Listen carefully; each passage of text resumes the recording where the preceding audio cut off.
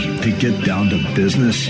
Join seasoned entrepreneur, community leader, and Army veteran Scott Shalom Klein, who will take you behind the scenes with those who work in America's small business scene and speak with leaders making an impact, creating jobs, and telling their story in entrepreneurship. So let's get down to business. On AM 560, The Answer, here's your host, Shalom Klein. And indeed, we're all about small business, jobs, and entrepreneurship and business. We talk all about small business here. I'm super excited for this first conversation that we are going to kick off with. We know that leading in times of deep uncertainty, it's no longer an occasional challenge. It's become the daily norm. When the world shakes, traditional hierarchical command models prove completely inadequate. True crisis leadership is not merely about operational efficiency.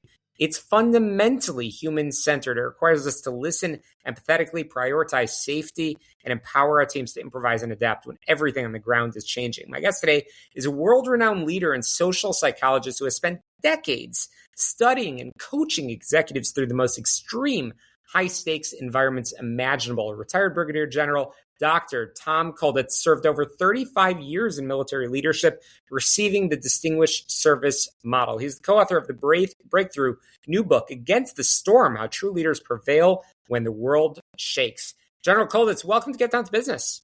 Hey, thank you. I really appreciate this. Absolutely. Tom, you argue that when chaos hits, crisis leadership cannot just be about operational efficiency. It has to be deeply human-centered. So in high-stakes environments, why is safety, empathetic listening, open communication the key to sustaining trust and performance under fire?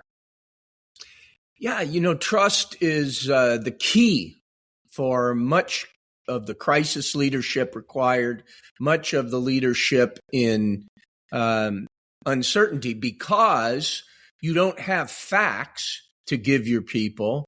And so if you don't have facts and predictability and consistency, the only way you can influence them is with trust. Absolutely.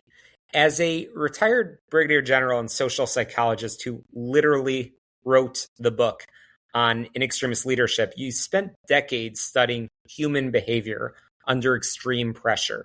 What are the cognitive biases that most frequently cloud a leader's judgment when a sudden crisis hits, and how do we combat them?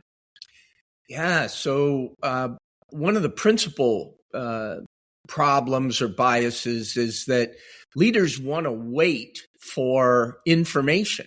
They want to get facts. They want to have predictability.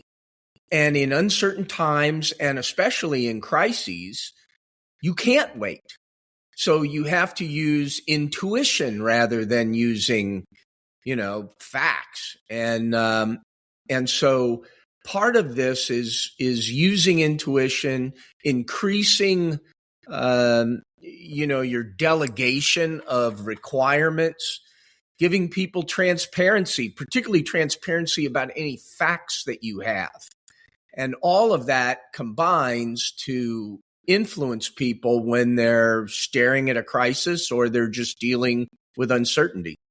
In Against the Storm, you outline tactical tools like using red teams to find faults in plans and conducting pre-mortems before catastrophic events occur. Walk us through how a business owner or executive tuning in can practically run a pre-mortem to identify institutional vulnerabilities before the storm hits.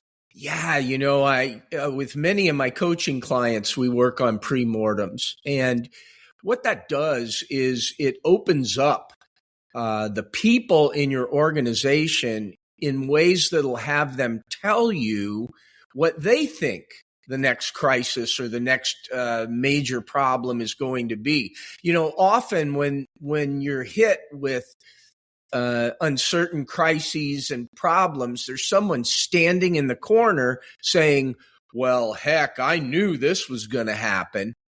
And it's the leader's responsibility to get to that person before the crisis. And so we teach people both in the book and in coaching how to do that, how to get those people to talk before crises happen. Absolutely. And you also write about running fire drills to test operational plans in real time. How can leaders create a culture that embraces that pressure testing without causing unnecessary panic or burnout across the organization? I know that's definitely not the intention.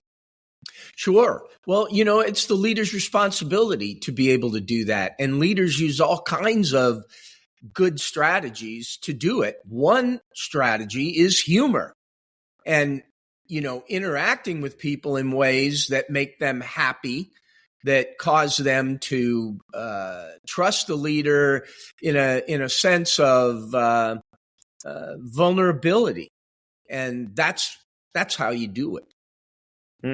Powerful stuff. I'm fascinated by all of this. One of the toughest challenges for any commander or CEO during a crisis is encouraging initiative and improvisation without losing control. How can leaders effectively delegate and empower their junior teams to act decisively on the ground when conditions are constantly changing? Well, there are several ways, but the best way is communicating in an intent. And we talk about intent in the book. So basically, you tell people four things. You tell them the purpose of what it is that you're doing. You give them methods, which are specific tasks, things that you definitely want them to do. You explain risk to them. What risks are you covering? Can you risk $30,000? Can you risk $300,000? Can you risk the loss of a client? And then at the end, you give them the end state, what it's supposed to look like.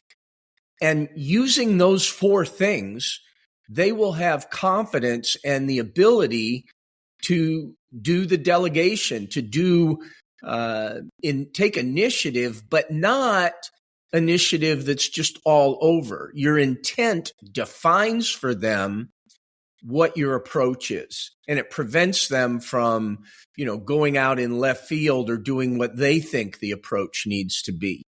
And it's more effective, honestly, than planning, because planning takes time and plans tend to fall apart after they're begun to be executed. But an intent statement like that goes on and on and on. And it's just a great way to create solutions to problems. In Against the Storm, you discussed how crisis management often forces leaders to make tough calls on whether to retain or fire people who make major mistakes under pressure. I know, obviously, from your military background, that's something that's not probably too distant of a memory. From a social psychology and leadership perspective, how do you distinguish between an honest operational error that can become a powerful teaching moment and a fundamental failure of character or competence that requires immediate termination? Sure. Well, determining whether something is situationally caused or caused by the individual themselves is really critical. And the most important part, and we go through this in detail in multiple examples in the book, what comes first is the organization. So if firing a person improves the organization, then you have to do it. And likewise, if retaining a person, no matter what kind of problem they had or what kind of failure, if retaining a person is better for the organization, is cheaper, is keeping an individual without having to get another one, making sure that a talented individual stays because their failure was simply unlucky or related to other things, that's really what's critical. The military had this comment, mission first, people always. And that's essentially how you determine what to do. Very powerful.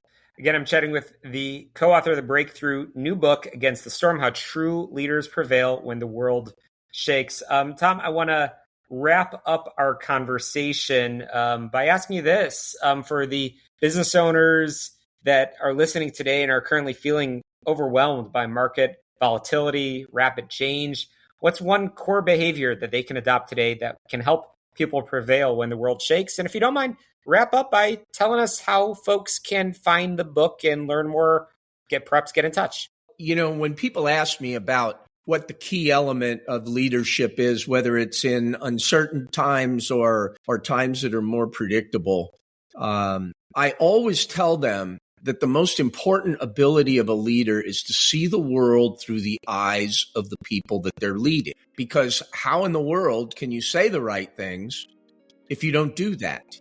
And to get more information about this, you can go to tomkolditz.com, or you can go to Amazon and get pre-order for the book.